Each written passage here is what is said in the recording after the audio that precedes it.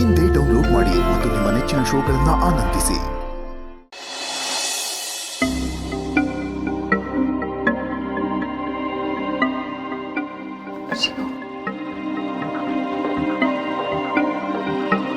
ಬಾರೋ, ಏನೋ ಕೇಳಬೇಕು ಅಂತಿದ್ಯಲ್ಲಮ್ಮ, ಏನದು? ಹೆಂಗೆ ಕೇಳೋದು ಅಂತ ಗೊತ್ತಾಯ್ತಿಲ್ಲ. ಕೇಳ್ಬಿಟ್ರೆ ತೆಪ್ಪಾಯ್ತದೇನೋ ಅಂತವ. ಅದ್ರಲ್ಲಿ ತಪ್ಪೇನಿದೆಯಮ್ಮ? ನೀನು ಈ ಮನೆ ಮಗಳು, ಏನು ಬೇಕಾದರೂ ಕೇಳ್ಬೋದು. ಕೇಳಮ್ಮ. ಅಪ್ಪಂದು ಮತ್ತೇನಾದರೂ ಹಾರಾಟ ಶುರು ಆಗಿದೆಯಾ? ಅಂದರೆ ಮಾವ ಮತ್ತೆ ನಿನ್ನ ಮತ್ತೆ ಏನಾರ ಸಮಸ್ಯೆ ಆಯ್ತಾ? ಹಾಗೇನಿಲ್ಲ ಪಾರು. ನಿಮ್ಮಪ್ಪ ವಿಷ ಸರ್ಪ ಇದ್ದ ಹಾಗೆ. ಅವ್ರನ್ನ ಹಿಡಿದು ಹಲ್ಲು ಕಿತ್ತು ಹಾಕಿದ್ರು ಅದೇ ಹಲ್ಲನ್ನು ಕೈಯಲ್ಲಿ ಹಿಡ್ಕೊಂಡು ಇನ್ನೊಬ್ಬರನ್ನ ಚುಚ್ಚುವಂಥ ಮನುಷ್ಯ. ಅಷ್ಟು ಸುಲಭವಾಗಿ ಸೋಲೋರಲ್ಲ ಅವರು. ಶಿವು, ನಿಮ್ಮ ಮಾವ ಮನುಷ್ಯ ಅಲ್ಲ, ದೇವ್ರಂತ ಮನುಷ್ಯ ನಿಮ್ಮ ಮಾವ. 100 ಸುಳ್ಳು ಹೇಳಿದ್ರು ಅದನ್ನು ನಂಬೋದಕ್ಕೆ ನಾನು ಅವ್ರ ಅಳಿಯ ಅಲ್ಲಮ್ಮ, ಅವ್ರ ಮಗಳು. ನಮ್ಮ ಅಪ್ಪನ ಬಂಡವಾಳ ಏನು ಅಂತ ನಂಗೆ ಸಂದ ಗೊತ್ತೈತೆ. ನಮ್ಮ ಮಾವ ಹೆಂಗಸ್ರಿತಾವ ಯಾವತ್ತೂ ಹಂಗೆಲ್ಲ ನಡ್ಕೊಳಕ್ಕಿಲ್ಲ. ಅವರು ಈ ಹೆಣ್ಮಕ್ಳು ತಾವ ಹೆಂಗಿರ್ತಾರೆ, ವಯಸ್ಸಾದವ್ರ ಜೊತೆ ಹೆಂಗಿರ್ತಾರೆ ಅನ್ನೋದನ್ನ ನಾನು ಅವ್ರ ತಾವ ನೋಡಿ ಕಲ್ತೀವಿ. ಕಲಿತು ತಿಳ್ಕೊಳ್ಳೋ ಅಂಥ ವಿದ್ಯೆ ಏನಲ್ಲಮ್ಮ ನಿನ್ನ ಗಂಡ. ಬೆಂಕಿ ಸುಡುತ್ತೆ ಅಂತ ಹತ್ರದಿಂದ ನೋಡಿ ತಿಳ್ಕೊಬೇಕಾಗಿಲ್ಲಮ್ಮ, ದೂರದಿಂದ ನೋಡಿದ್ರೆ ಸಾಕು, ಗೊತ್ತಾಗತ್ತೆ.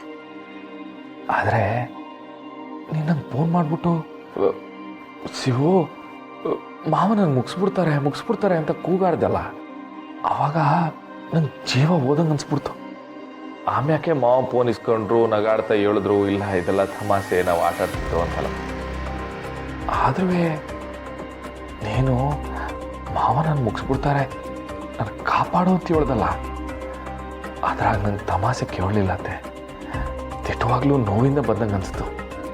ಆ ಒಂದೇ ಒಂದು ಕಾರಣಕ್ಕೋಸ್ಕರ ನಾನು ಇಲ್ಲಿ ಬಂದು ನಿನ್ನ ಈ ವಿಷಯ ಎಲ್ಲ ಕೇಳ್ತೀವಂತೆ.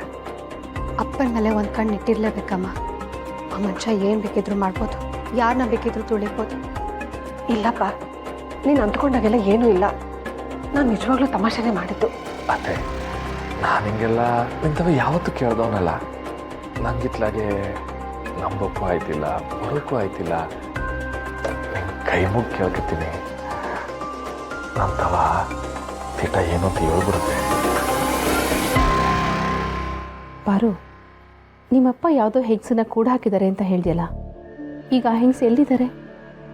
ಪಾಪಮ್ಮ ಹೆಂಗಸು, ಅದು ಯಾವ ಜನ್ಮದಲ್ಲಿ ಅದೇನು ಪಾಪ ಮಾಡಿದ್ರು ಏನೋ, ತುಂಬ ಕಷ್ಟಪಟ್ಬಿಟ್ಟಿದ್ದಾರೆ. ಅದೀಗ ಚಿಂತೆ ಮಾಡೋ ಅಗತ್ಯ ಇಲ್ಲಮ್ಮ. ಅವ್ರನ್ನ ಸೇಫಾಗಿರೋ ಜಾಗದಲ್ಲಿ ಇರಿಸಿದ್ದೀನಿ. ನಾನು ಅವ್ರ ಹತ್ರ ಹೋಗಿ ಕೇಳ್ದೆಮ್ಮ, ಅಪ್ಪಂಗೂ ನಿಮಗೂ ಏನು ಸಂಬಂಧ ಅಂತ. ಅವ್ರೇನೂ ಹೇಳಲೇ ಇಲ್ಲ.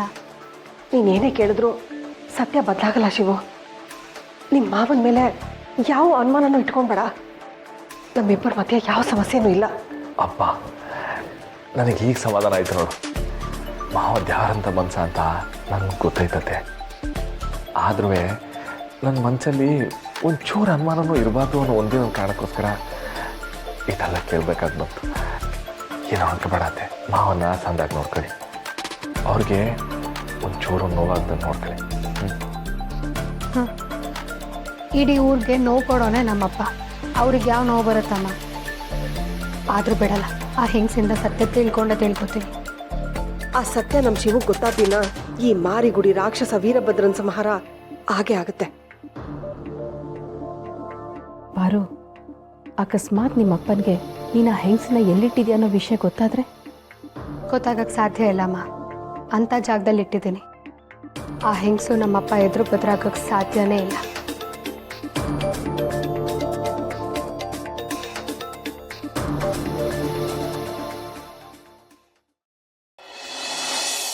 ನಿಮ್ಮ ನೋಡಿದ್ರೆ ನೀವು ಮನೆ ಕೆಲಸದವ್ರು ಅಂತ ಅನ್ಸಕ್ಕೆ ಇಲ್ಲ ನೋಡಿ.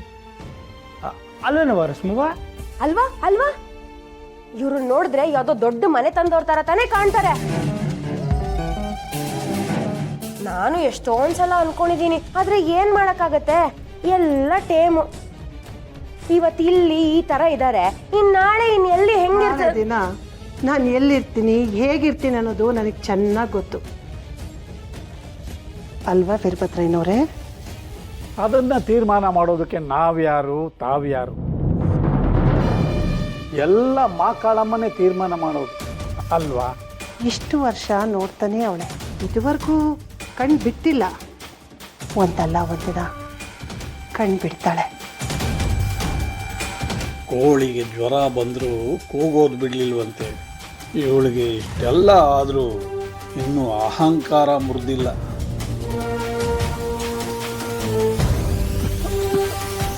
ರಶ್ಮಿ, ನಿನ್ನ ಕೈಯಾರ ಒಸಿ ನೀರು ತಗೊಂಡು ಬಾವ. ದೊಡ್ಗಳು ಸಾನೆ ದಾವಾತಾವೆ. ನೋಡ್ತೀಯ ಶಾಂತಮ್ಮ, ನಮ್ಮ ಮಾವನ್ಗೆ ನನ್ನ ಕಂಡ್ರೆ ಎಷ್ಟು ಪ್ರೀತಿ ಅಂತ ನಾನೇ ನನ್ನ ಕೈಯಾರೆ ನೀರು ತಂದ್ಕೊಡ್ಬೇಕು ಅಂತ ಹೇಳ್ತಾ ಇದ್ದಾರೆ. ಹ್ಞೂ ಮಾವ, ತರ್ತೀನಿ. ರಶ್ಮಿ, ಬಿಸಿ ನೀರು ತೊಗೊಂಡು ಬಾ ಅಮ್ಮ.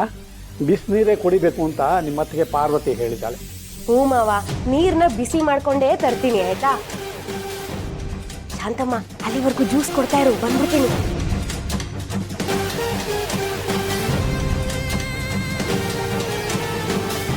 ಕಾಶಿಗೆ ಹೋದರೂ ಕಾಸಿನ ಆಸೆ ತಪ್ಪಲಿಲ್ಲ ಅಂದಂಗೆ ನಿನ್ನ ಸ್ವಂತ ಮಗಳ ಮನೇಲಿದ್ರು ನಿನಗೆ ಕಷ್ಟ ತಪ್ಪಲಿಲ್ವಲ್ಲ ಶಾರದಿ? ಅದು ಹೆಂಗೆ ತಪ್ಪಿದೆ ತಂಡ್ಗಳು? ಅದು ನಿಮ್ಮೂದಿ ಎದುರು ಹಾಕೊಂಡ್ ಮ್ಯಾಕೆ ಇಂದ್ರಲೋಕದಾಗಿದ್ರು ಚಂದ್ರ ಕೆಂಡನೆ ಉಗುಳೋದು ಅಲ್ಲೂರ?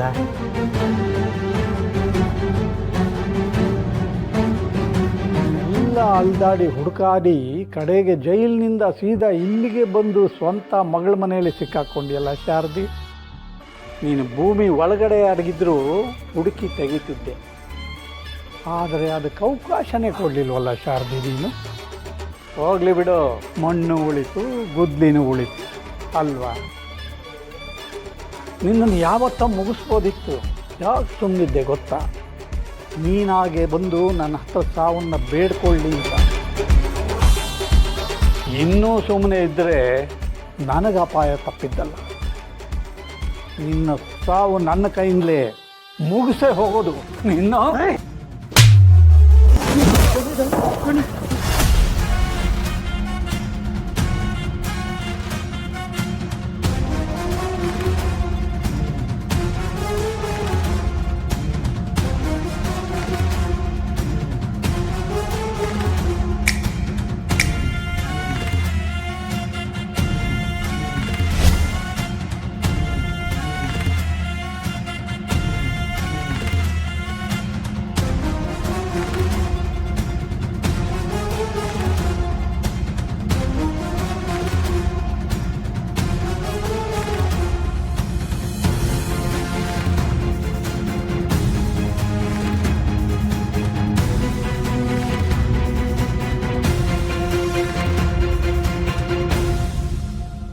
ನಮ್ಮ ಮನೆ ದೀಪ